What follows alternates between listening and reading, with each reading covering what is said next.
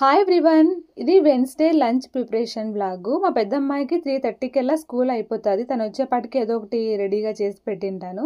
ఈరోజు అయితే పిల్లల కోసం ఒక బాక్స్లో రైస్, తర్వాత క్యారెట్ బీన్స్ ఒక బాక్స్లో, ఆలు ఎగ్స్ కూడా పెడతాను స్టీమర్లో. అయితే ఈరోజు నేను వంకాయ ఆలుగడ్డ కూర చేస్తాను. ఆలుగడ్డ డైరెక్ట్గా ఆయిల్లో ఫ్రై చేసేదానికంటే ఇట్లా స్టీమ్ చేసుకోవడమే నాకు చాలా ఇష్టం అనమాట. ఒక 15 నిమిషాలు స్టీమ్ చేసి తీసేసుకున్నా ఎగ్స్ తర్వాత ఆలుగడ్డ. అయితే ఇంకా కర్రీ కోసం అయితే తెల్ల నువ్వుల్ని వేయించేసుకుంటాను. తెల్ల నువ్వులు వేయించుకొని ఎండు కొబ్బరి కొద్దిగా వేసి పౌడర్ చేసుకోవాలన్నమాట. ఇంకా కర్రీకి అయితే ప్యాన్లోకి కోకోనట్ ఆయిల్, ఆవాలు, జీలకర్ర, ఇంగువ, ఆనియన్, కరివేపాకు, ఇంకా జింజర్ గార్లిక్ పేస్ట్ వేసుకొని పోపు వేయించుకోవాలా.